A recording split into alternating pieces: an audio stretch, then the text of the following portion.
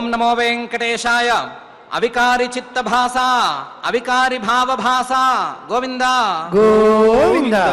త్వం వాసుదేవో హృది చిత్తరూపః సంకర్షణో హంకృతిరూపభాసః ప్రద్యుమ్న రూపస్తు విభాసి బుద్ధౌ మనో నిరుద్ధః సముపాస్య ఆస్సే అనే జగజ్జన్మస్థితిలయ కారణమైన శ్రీనివాస పరమాత్ముని భక్తిగా స్తుతి చేసుకుంటూ శ్రీశుకుల వారు ఉపదేశం చేసిన శ్రీమద్భాగవతం యొక్క అధ్యయన కార్యక్రమాన్ని ప్రారంభించుకుందాము. ప్రారంభంలో యథాప్రకారం ప్రార్థనా శ్లోకాలను చదువుకుని ఈ కార్యక్రమానికి సత్సంకల్పం చేసుకుందాము. శ్రీ గురు ప్రార్థనా. గురుర్బ్రహ్మా గురుర్విష్ణుః గురుర్దేవో మహేశ్వరః గురుః సాక్షాత్ పరం బ్రహ్మ తస్మై శ్రీ గురవే నమః. శ్రీనివాస ప్రార్థనా. వరాభయరహస్తాయ వరారోహా ప్రియాయ చ వరాహాచలవాసాయ శ్రీనివాసాయ తే నమః. అథ సంకల్పః.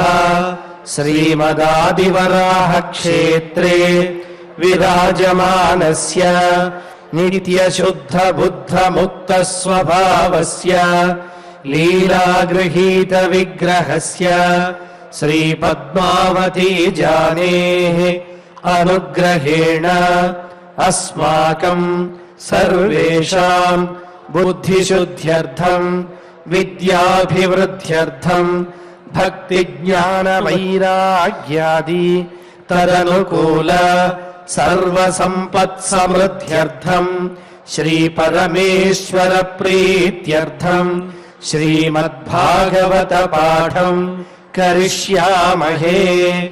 అస్య శ్రీమద్భాగవత స్తోత్ర మహామంత్రస్య నారద ఋషిః బృహతీ ఛందః శ్రీకృష్ణః పరమాత్మా దేవత బ్రహ్మ బీజం భక్తిః శక్తిః జ్ఞానవైరాగ్యే కీలకం అస్మాకం శ్రీమద్భగవత్ప్రసాదసిద్ధ్యర్థే పాఠే వినియోగః.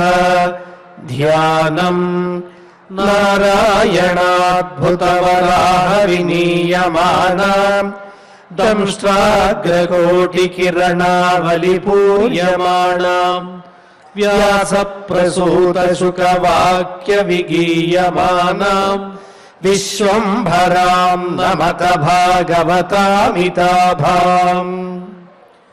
శ్రీ గురుభ్యో నమః. తత్వాలను లెక్కగట్టి చెప్తాను అని ప్రతిజ్ఞ చేసి ఆ తత్వాలను లెక్కగట్టడం ప్రారంభించినటువంటి పరమాత్మ, కపిల రూపంలో ఉండేటువంటి పరమాత్మ 24 తత్వాలను లెక్కగట్టి చూపించాడు. ఆ 24 తత్వాలను పరిచయం చేయటానికి వాటి యొక్క ఉత్పత్తిని, వాటి తాలూకు లక్షణాలను, వాటి ద్వారా పరమాత్మను అందుకునేటువంటి విధానాన్ని, అలాగే ఉపాసనను అన్నిటినీ కలిపి చెప్పుకుంటూ వస్తున్నాడు. అందులో భాగంగానే ప్రకృతి నుంచి మహత్తత్వం అనేది ఎలా పుట్టుకొచ్చింది అనే అంశాన్ని చెప్పాడు. ఆ మహత్తత్వాన్నే మన శరీరంలో అంతఃకరణంలో ఒక భాగమైనటువంటి చిత్తం అని అర్థం చేసుకోవచ్చు అని చెప్పాడు. అదే మహత్తత్వానికి వాసుదేవుడు అనేటువంటి వ్యూహం ఉందన్నాడు. ఈ వ్యూహంతో ఉపాసన చేసుకుంటే పరమాత్మకు దగ్గరగా ఇది తీసుకెళ్తుంది అనే విషయాన్ని చెప్పాడు. చెప్పి పై శ్లోకంలో 23వ శ్లోకంలో మహత్తత్వాద్ వికుర్వాణాత్ భగవద్వేర్య సంభవాత్ క్రియాశక్తిరహంకార త్రివిధ సమపద్యత అని మహత్తత్వం నుంచి అహంకారతత్వం అనేది ఎలా ఉద్భవించింది అని చెప్తున్నాడు.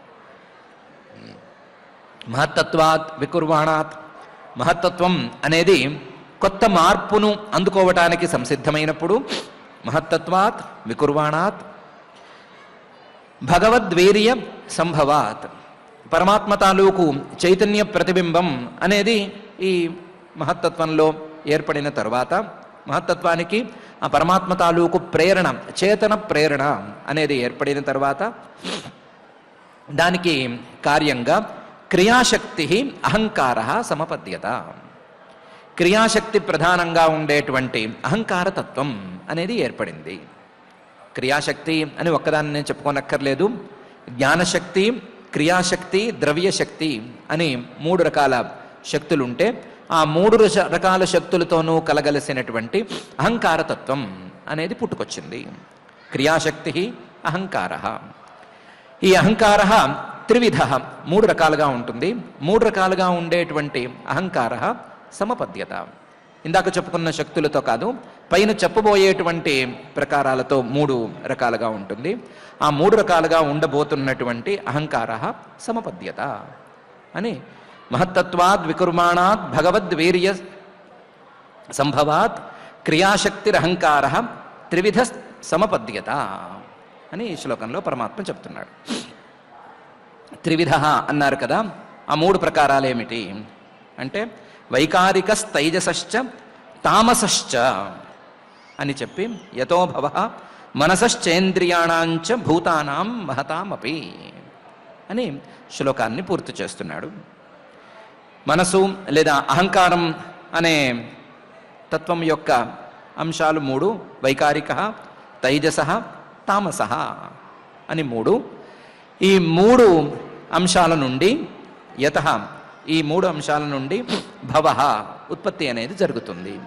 వేటికి జరుగుతుంది? మనసశ్చ ఇంద్రియాణాంచ భూతానాం మహతామపి. మనస్సు, ఇంద్రియాలు, అలాగే మహాభూతాలు, పంచమహాభూతాలు, వీటన్నిటి తాలూకు సృష్టి, తర్వాత రావలసినటువంటి సృష్టి మొత్తం దీని ద్వారానే జరుగుతుంది అని చెప్తున్నాడు. వైకారిక స్తైజసశ్చ తామసశ్చ యతో భవ మనసశ్చేంద్రియాణాంచ భూతానాం మహతామపి అని. అయితే ఇంతకుముందు మహత్తత్వంలో చెప్పుకున్నట్లుగానే ఇది కూడా చైతన్య ప్రతిఫలనం ఉన్నటువంటి తత్వం కాబట్టి చైతన్య ప్రతిఫలనం ఉన్నటువంటి ఈ తత్వాన్ని గట్టిగా పట్టుకోగలిగితే, సరిగ్గా అర్థం చేసుకోగలిగితే పరమాత్మను అందుకోవటం సులభమవుతుంది అనేటువంటి అంశం ఉంది. కాకపోతే ఆ అహంకార తత్వం అనేది ఒక పట్టాన అంతు చిక్కదు. అంతు చిక్కని ఆ అహంకార తత్వాన్ని తెలుసుకోవాలి అంటే దానికోసం ఉపాసన చేసుకోవచ్చు అని పై శ్లోకంలో సహస్ర శిరసం సాక్షాత్ యమనంతం ప్రచక్షతే సంకర్షణాఖ్యం పురుషం భూతేంద్రియ మనోమయం అని చెప్తున్నాడు. ఈ అహంకార తత్వానికే సంకర్షణ వ్యూహం అనే పేరుంది. ఈ అహంకార తత్వానికి సంకర్షణ వ్యూహం అని పేరు. సంకర్షణ వ్యూహం అనే దాన్ని అర్థం చేసుకోవాలి అంటే పరమాత్మే చెప్తున్నాడు, సహస్ర శిరసం సాక్షాత్ యం అనంతం ప్రచక్షతే. ఈ సంకర్షణుణ్ణి 1000 తలకాయలు ఉండేటువంటి సహస్ర శిరసం సాక్షాద్యమనంతం, ఆ పరమాత్మగా, పరమాత్మ యొక్క శ్రీమన్ మహావిష్ణువు యొక్క రూపంగా తెలుసుకోవచ్చు. దాన్ని ఆ విధంగా చెప్పేవాళ్ళు ఉన్నారు. సంకర్షణుడు అంటే పరమాత్మ తాలూకు 1000 శిరస్సులుండేటువంటి ఒకానొక రూపం. ఇంకో రకంగా కూడా చెప్పుకోవచ్చు, 1000 శిరస్సులతో ఉండేటువంటి అనంతుడు అనే పేరుతో ప్రసిద్ధుడైనటువంటి ఆదిశేషుణ్ణి కూడా ఇందులోకి తీసుకోవచ్చు. ఆదిశేషుడే ఈ సంకర్షణ వ్యూహం అనే దానికి అర్థం అనైనా చెప్పుకోవచ్చు. ఈ రెండిటి మధ్య పెద్ద తేడా ఏమీ ఉండదు. ఆదిశేషుడికి పరమాత్మకు, శ్రీమన్ మహావిష్ణువుకు ఉండేటువంటి భేదం చాలా స్వల్పం. కాబట్టి ఆ స్వల్పమైనటువంటి భేదాన్ని లెక్క చేయకుండా అటు విష్ణువు అనైనా అనుకోవచ్చు, లేదా ఇటు ఆదిశేషుడు అనైనా అనుకోవచ్చు. అలాంటి సహస్ర శిరసం సాక్షాత్ యం అనంతం ప్రచక్షతే సంకర్షణాఖ్యం పురుషం. సంకర్షణ అనే పేరుతో ఉండేటువంటి ఈయన్ని ఉపాసన చేసుకోవచ్చు. ఉపాసన చేసుకునేటప్పుడు మాత్రం జాగ్రత్తగా భూత ఇంద్రియ మనోమయంగా ఉపాసన చేసుకోవాలి. మహత్తత్వాన్ని ఉపాసన చేసుకునేటప్పుడు స్వచ్ఛంగా ఉపాసన చేసుకోవాలి, శాంతంగాను వికారాలు లేనట్లుగానే ఉపాసన చేసుకోవాలి అని చెప్పాము. ఇక్కడ అలా కుదరదు. భూత ఇంద్రియ మనోమయంగా ఈ తత్వాన్ని ఉపాసన చేసుకోవాలి అని పరమాత్మే సహస్ర శిరసం సాక్షాద్యమనంతం ప్రచక్షతే సంకర్షణాఖ్యం పురుషం భూతేంద్రియ మనోమయం అనే శ్లోకంలో ప్రస్తావన చేస్తున్నాడు.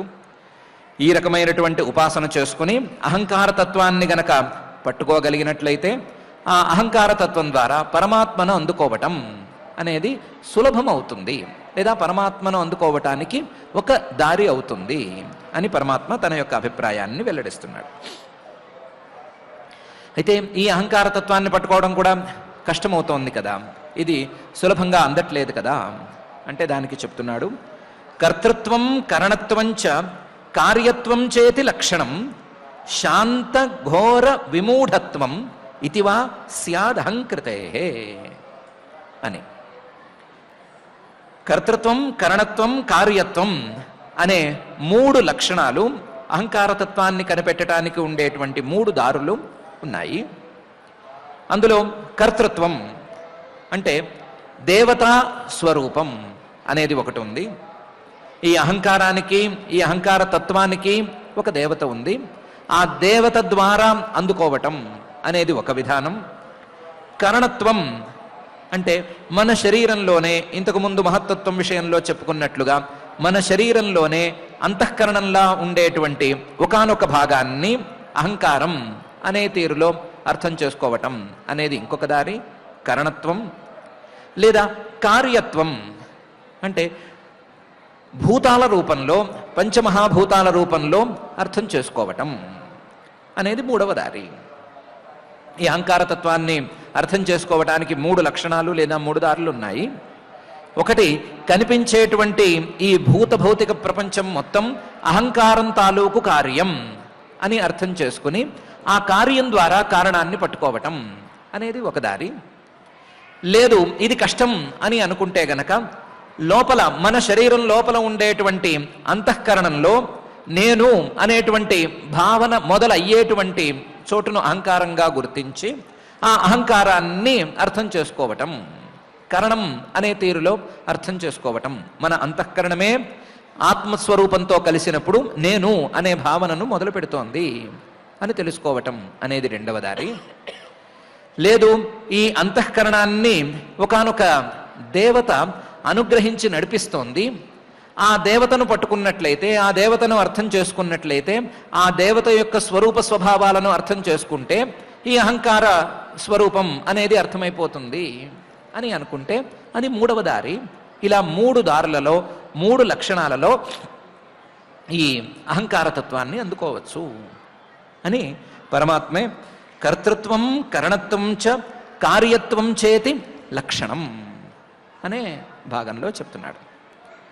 అహంకారానికి దేవతగా రుద్రుణ్ణి చెప్తారు కాబట్టి రుద్రుడి ద్వారా అహంకారతత్వాన్ని పట్టుకోవటం, లేదా మన మనసులో నేను అనే భావన మొదలయ్యేటువంటి తీరు ద్వారా అహంకారతత్వాన్ని కనిపెట్టడం, లేకపోతే ఈ భౌతిక ప్రపంచం మొత్తం కూడా అహంకారంతోనే ప్రారంభమైంది అనే విషయాన్ని అర్థం చేసుకుంటూ అహంకారతత్వాన్ని కనిపెట్టడం అనే మూడు ద్వారాల ద్వారా అహంకారతత్వాన్ని తెలుసుకోవచ్చు.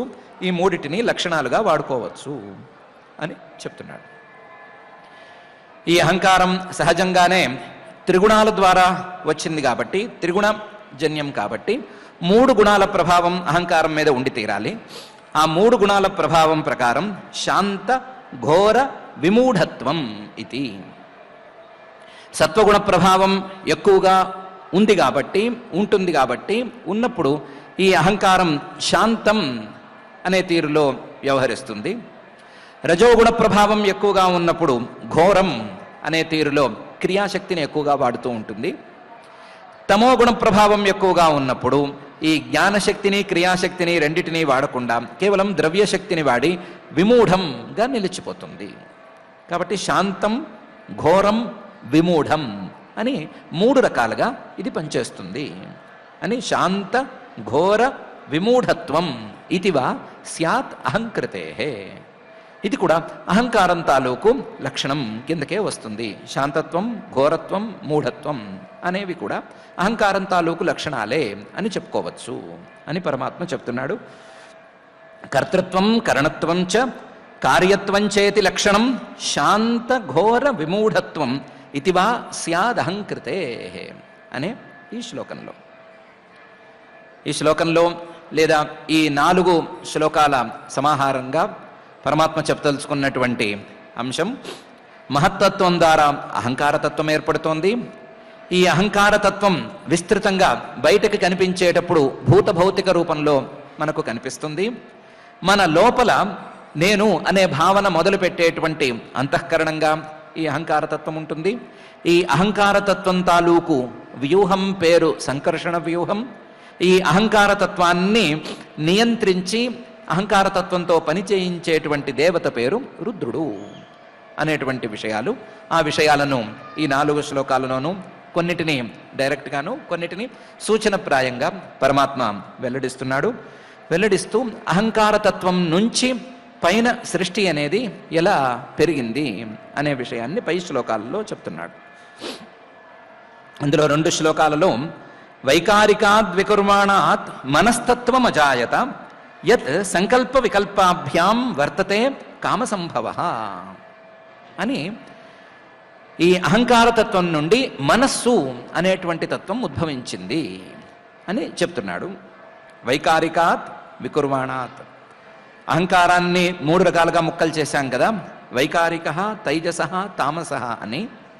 అందులో అహంకారం తాలూకు వైకారిక అనేటువంటి అంశం నుండి, సాత్వికాంశం ఎక్కువగా ఉండేటువంటి ఈ అహంకార తత్వం నుండి వైకారికాత్ వికుర్వాణాత్ ఒక మార్పుగా మనస్తత్వం అజాయత, మనస్తత్వం అనేది పుట్టుకొచ్చింది, మనస్సు అనేది పుట్టుకొచ్చింది. ఈ మనస్సు అనేదాన్ని అందరూ వాడకంలో ఉంచుకున్నారు, కానీ గుర్తించటం అనేది కొంచెం జాగ్రత్తగా చేయాలి. ఇది యత్ సంకల్ప వికల్పాభ్యాం వర్తతే. ఈ మనస్సు సంకల్పాన్ని వికల్పాన్ని చేస్తూ ఉంటుంది. సంకల్పం అంటే ఇది బాగుంది బాగాలేదు అనేటువంటి జ్ఞానం.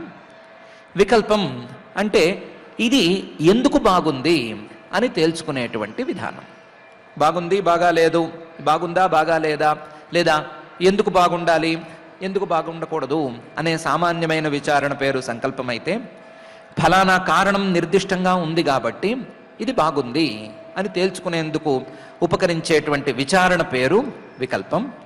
ఈ సంకల్పం వికల్పం అనేది జరిగినప్పుడల్లా అంతఃకరణంలోని మనస్సు అనేటువంటి భాగం పనిచేస్తున్నట్లుగా గుర్తుంచుకోవచ్చు. యహ యత్ సంకల్ప వికల్పాభ్యాం వర్తతే. ఈ సంకల్ప వికల్పాల ద్వారా కామ సంభవ, కోరిక అనేది పుట్టుకొస్తుంది.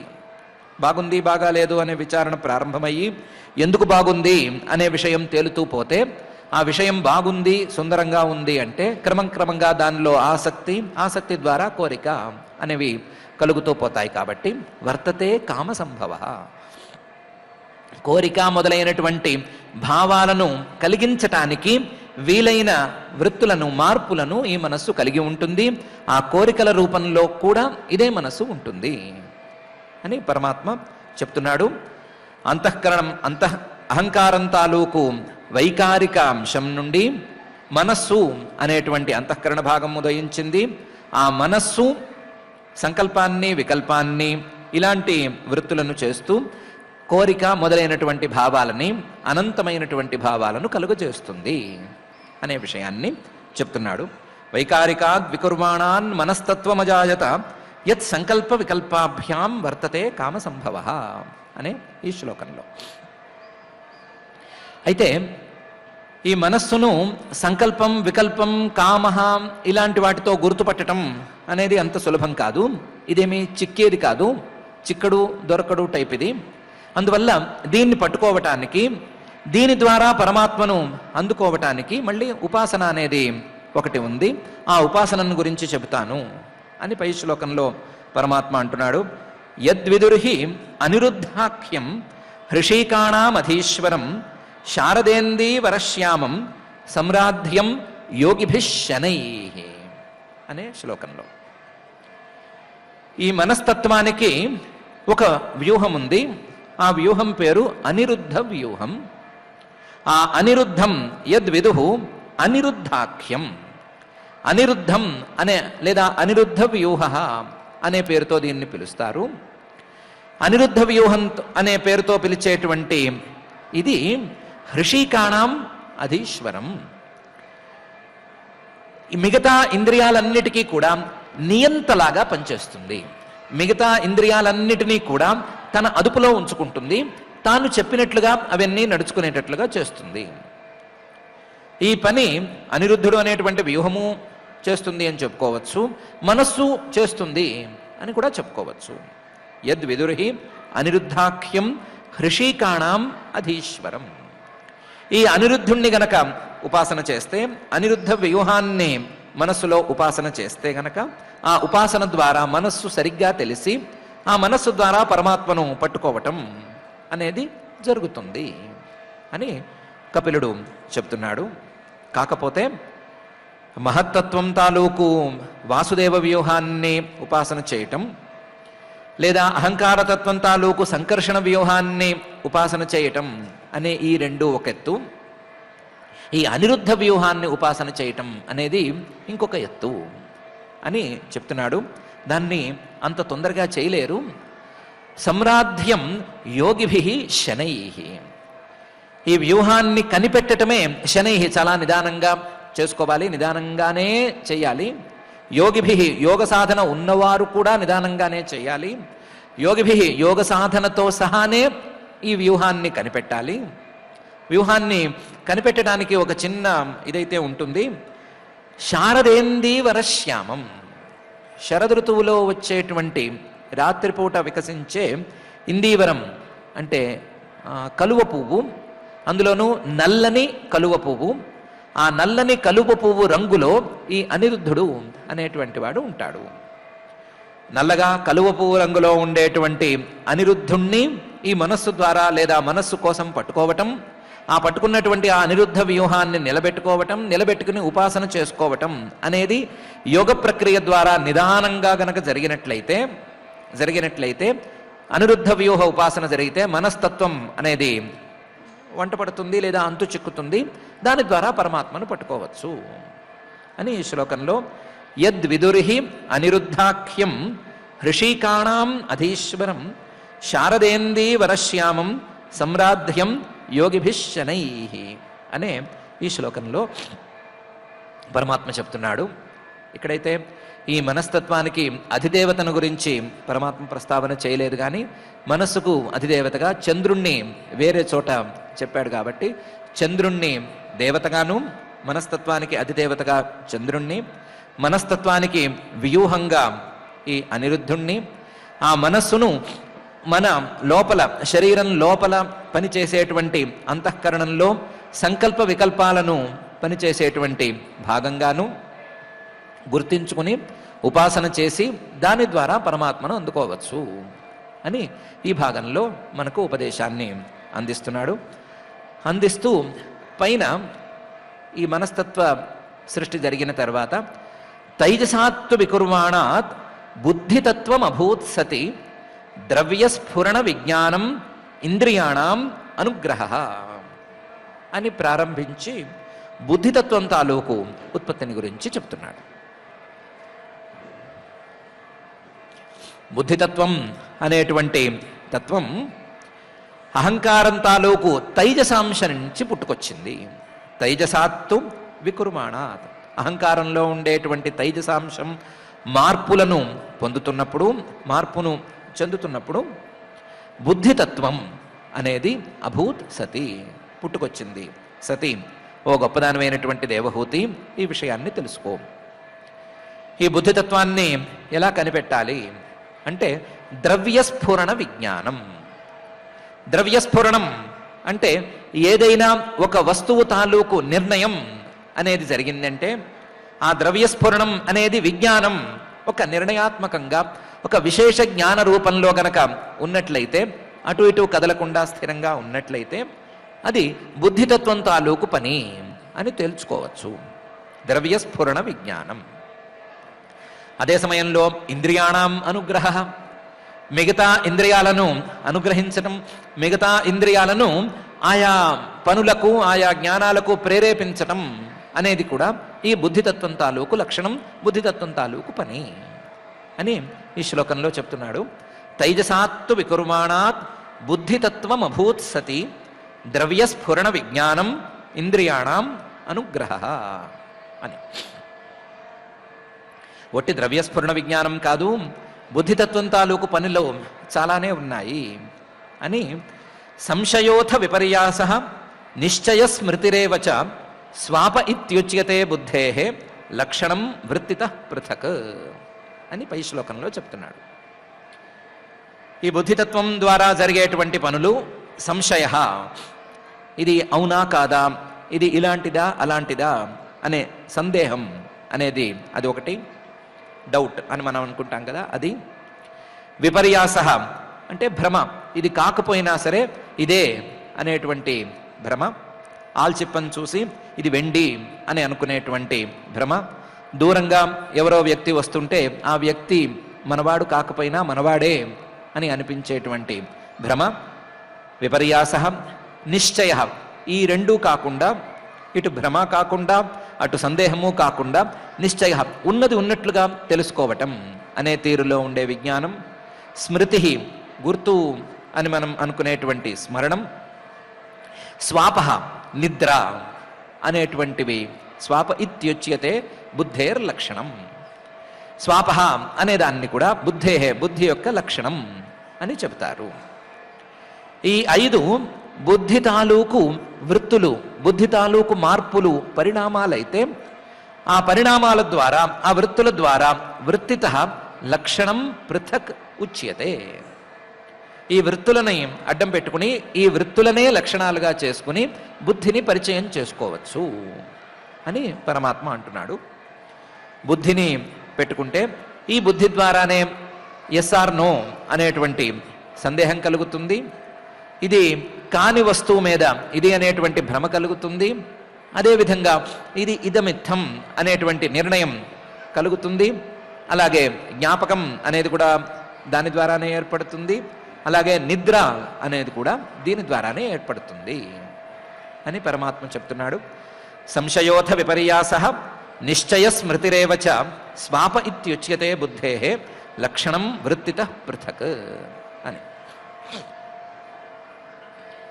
దీన్నే పతంజలి మహర్షి గారు ప్రమాణ విపర్యయ వికల్ప నిద్రా స్మృతయ అని చెప్పారు. వృత్తయ పంచతయ క్లిష్టా అక్లిష్టా చ అని చెప్పిన తర్వాత 5 రకాల వృత్తులు ఉంటాయి అని చెప్పారు. ప్రమాణం, విపర్యయ, వికల్ప, నిద్ర, స్మృతి అని.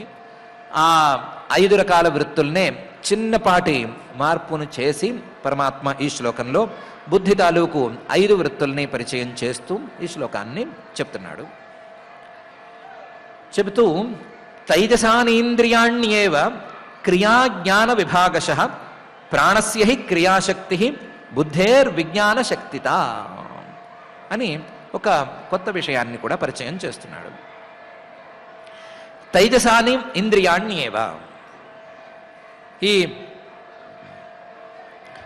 బుద్ధితత్వంతో పాటుగా అహంకారతత్వానికి ఉండేటువంటి తైజసాంశానికి ఇంద్రియాలు కూడా కార్యాలుగా పుట్టుకొస్తాయి. ఇంద్రియాలు కూడా అహంకారతత్వం తాలూకు తైజసాంశలతో పుట్టినటువంటివి. తైజసాని ఇంద్రియాణ్యేవ, ఆ ఇంద్రియాలు క్రియా జ్ఞాన విభాగశ.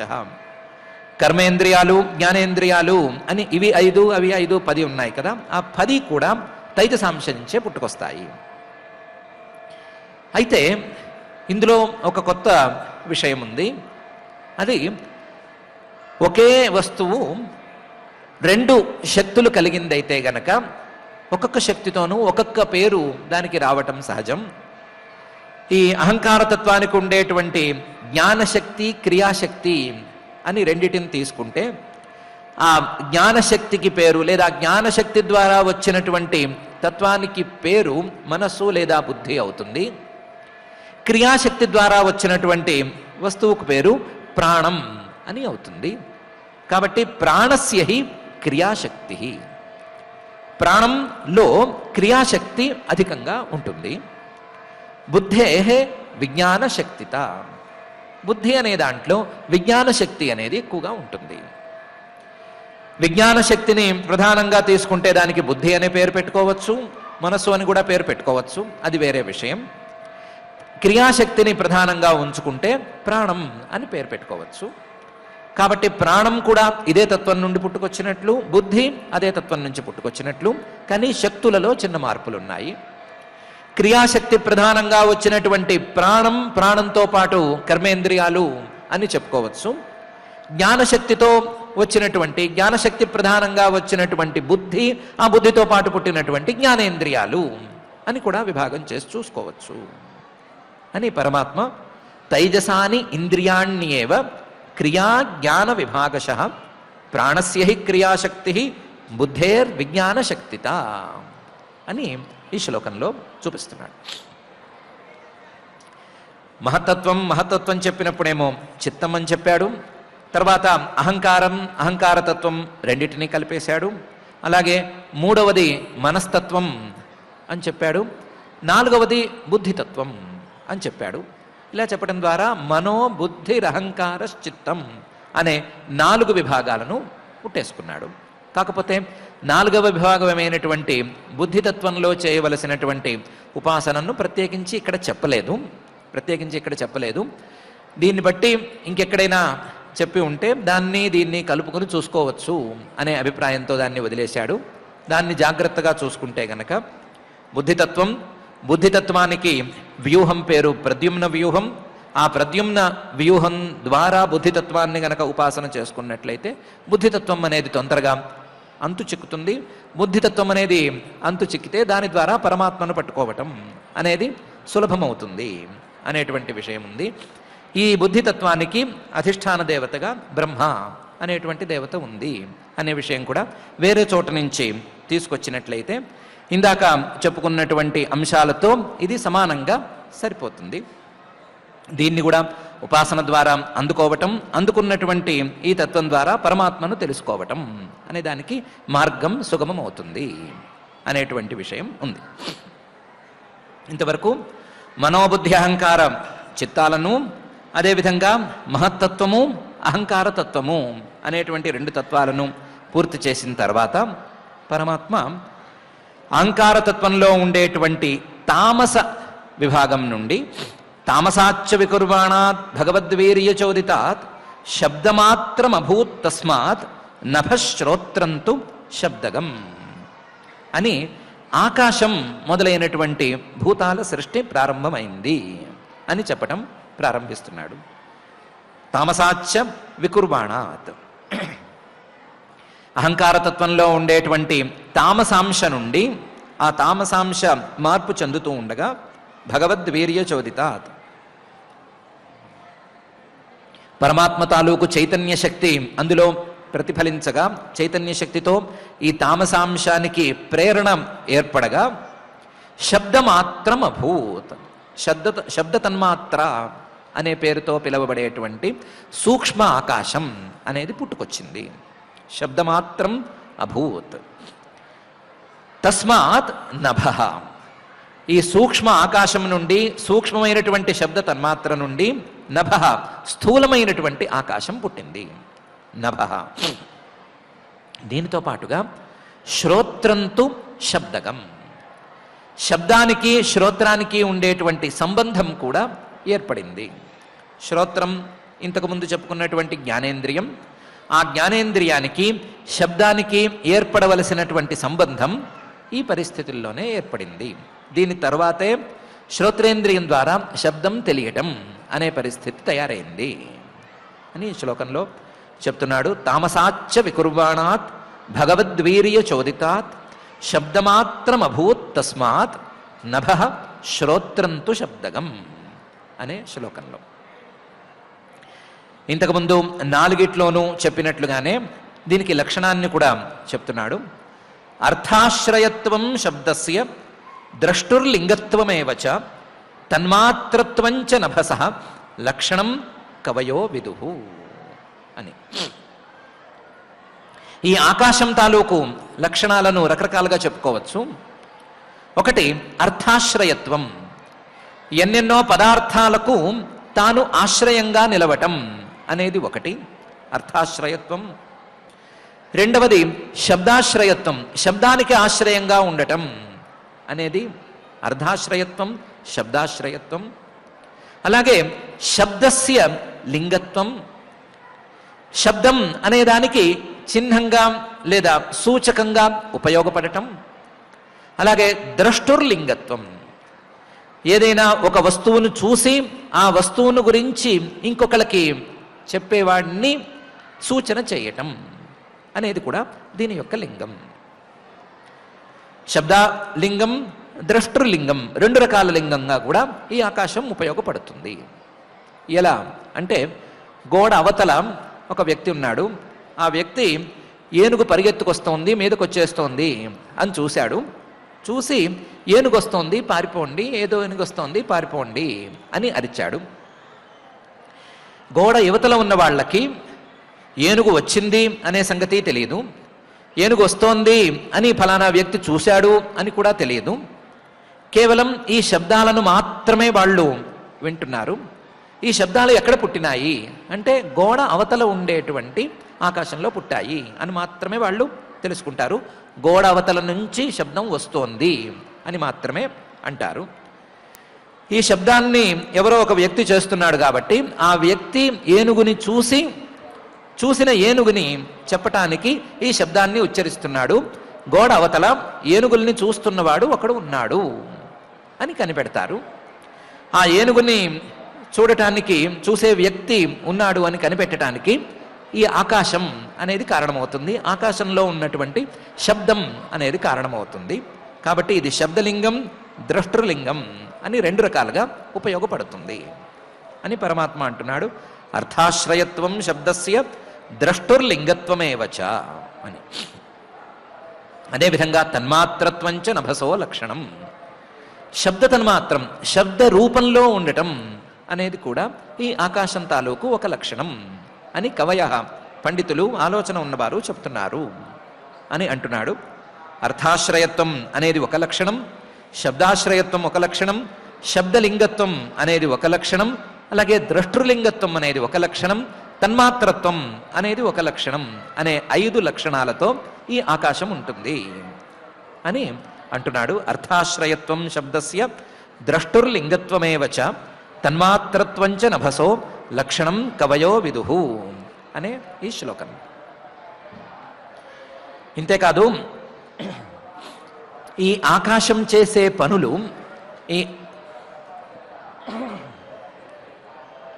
ఈ ఆకాశం ద్వారా జరిగేటువంటి ఉపకారాలు, ఈ ఉపకారాల ద్వారా కూడా ఆకాశాన్ని మనం కనిపెట్టచ్చు అని పై శ్లోకంలో అంటున్నాడు.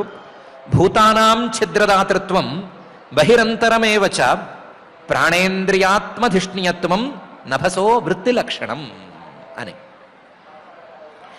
ఈ ఆకాశం అనేది లేకపోతే, ఈ అవకాశం అనేది గనక లేకపోతే కనిపించేటువంటి ఈ సృష్టిలో ఉండే భూతాలు ఎక్కడా ఉండలేవు. ఎక్కడైనా ఏదైనా ఒక వస్తువు ఉండాలి అంటే అక్కడ ఖాళీ అనేది ఉండాలి. ఆ ఖాళీ అనేది ఆకాశమే అయితే గనక భూతానాం ఛిద్రదాతృత్వం అనేది ఆకాశస్య లక్షణం. భూతానాం, మనకు కనిపించేటువంటి భూతాలకు ఛిద్రం, అవకాశాన్ని, దాతృత్వం, ఇవ్వటం అనేది ఆకాశం తాలూకు లక్షణం. అలాగే బహిరంతరమేవచ, లోపల బయట అనేటువంటి వ్యవహారాన్ని తీసుకురావటం అనేది, ఆ వ్యవహారాన్ని జరిగేటట్లు చేయటం అనేది ఆకాశం తాలూకు లక్షణం.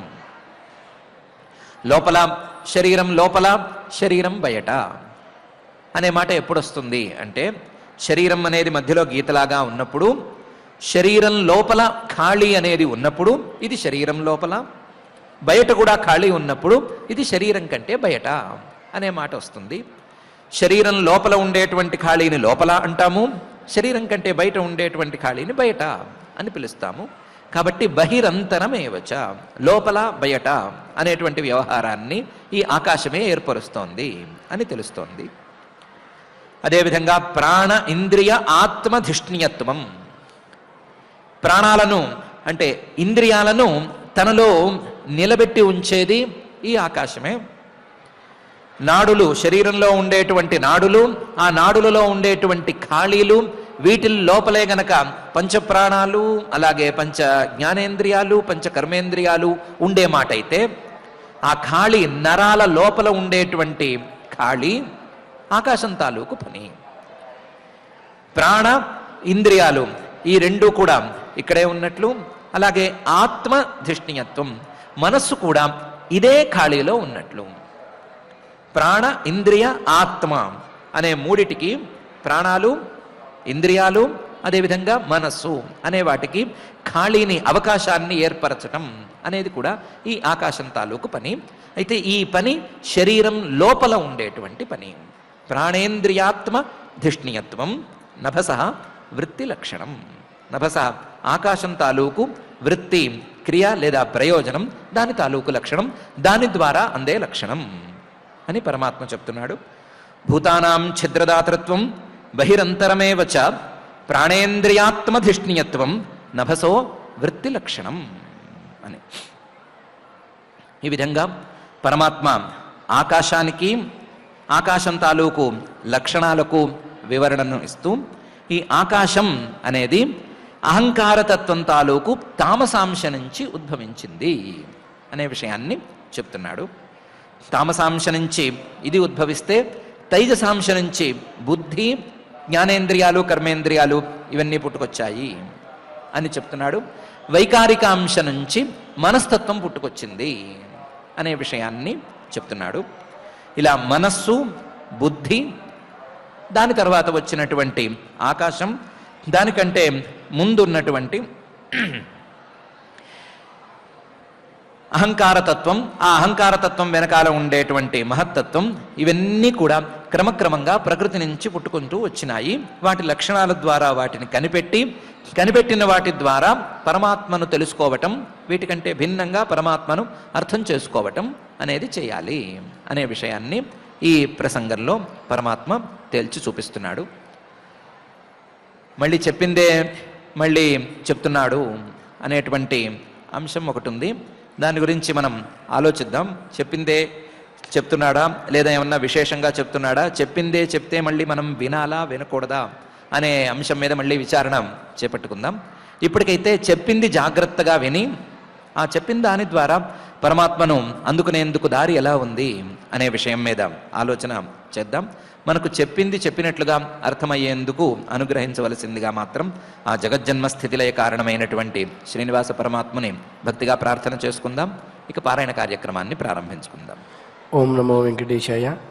దివ్యమగు వాసుదేవా దివ్యూహ చతుష్టయంబు త్రిజగములందున్ సేవ్యంబని చెప్పంబడు భవ్య గుణాదాని నిరుగబలిగెద నీకున్ అన చెప్పినటువంటి వాసుదేవ సంకర్షణ ప్రద్యుమ్న అనిరుద్ధ తత్వ వైభవాన్ని కపిల మహర్షి, ఆ కపిల విష్ణువు మనకు అందిస్తే దాన్ని ఆచార్యముఖంగా ఎంతో నిగూఢమైనటువంటి దాన్ని ఇంతవరకు తెలుసుకున్నాం.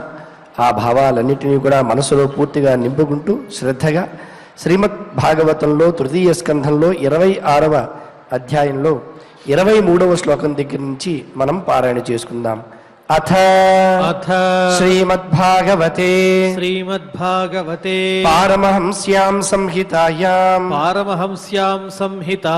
తృతీయ స్కంధే షడ్వింశాధ్యాయే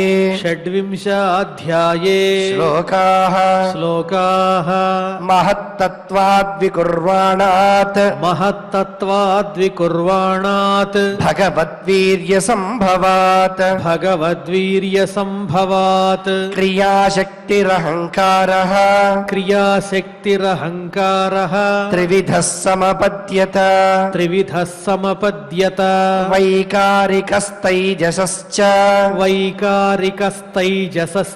తామసశ్చ యతో భవః మనసశ్చేంద్రియాణాంచ భూతానాం మహతామపి సహస్రశిరసం సాక్షాత్ యమనంతం ప్రచక్షతే సంకర్షణాఖ్యం పురుషం భూతేంద్రియమనోమయం కర్తృత్వం కరణత్వం చ కార్యత్వం చేతి లక్షణం కార్యత్వం చేతి లక్షణం శాంతఘోర విమూఢత్వం శాంతఘోర విమూఢత్వం ఇతి వా స్యాదహంకృతేః ఇతి వా స్యాదహంకృతేః వైకారికాత్ వికుర్వాణాత్ వైకారికాద్వికుర్వాణాత్ మనస్తత్వమజాయత మనస్తత్వమజాయత యత్సంకల్ప వికల్పాభ్యాం యత్సంకల్ప వికల్పాభ్యాం వర్తతే కామసంభవః వర్తతే కామసంభవః యద్విదుర్హ్యనిరుద్ధాఖ్యం యద్విదుర్హ్యనిరుద్ధాఖ్యం హృషీకాణామధీశ్వరం ఋషీకాణామధీశ్వరం శారదేందీవరశ్యామం శారదేందీవరశ్యామం సంరాధ్యం యోగిభిः శనైః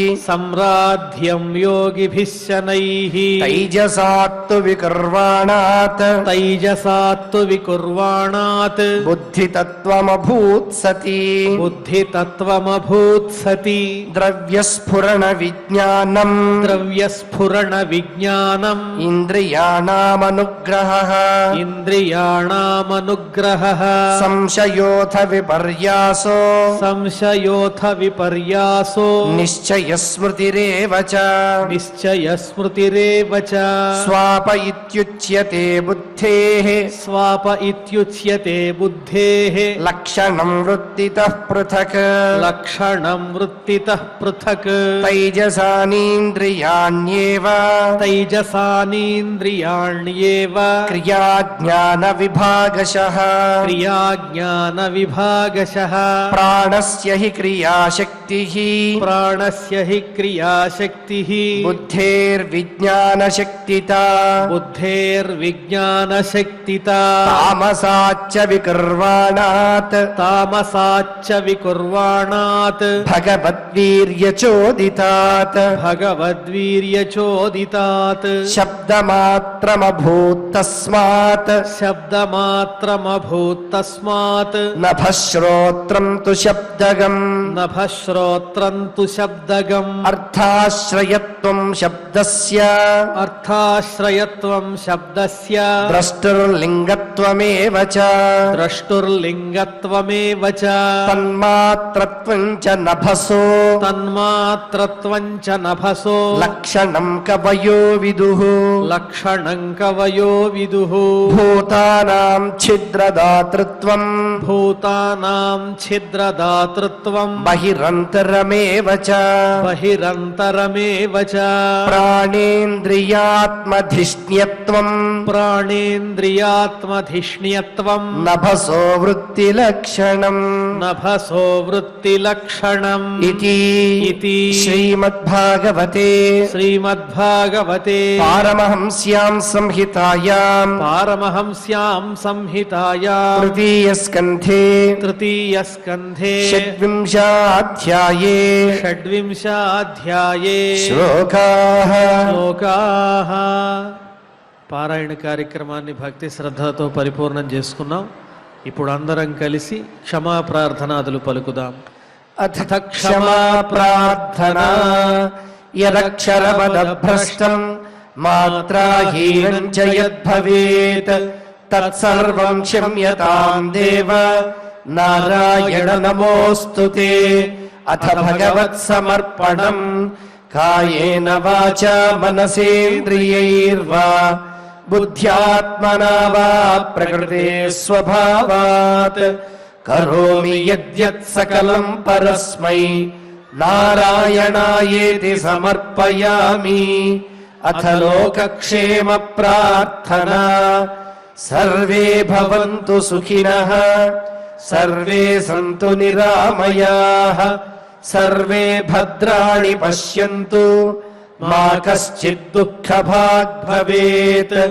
అథ మంగళం శ్రియః కాంతాయ కళ్యాణ నిధయే నిధయేర్థినాం శ్రీవేంకటనివాసాయ శ్రీనివాసాయ మంగళం.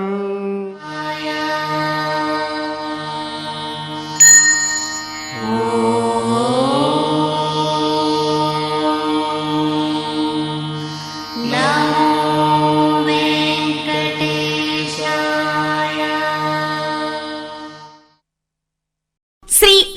అవధూతాశ్రమము బోధానంద సత్యారామూర్తి ఆర్యుల గోసేవాశ్రమము మరియు వృద్ధాశ్రమము పడాల.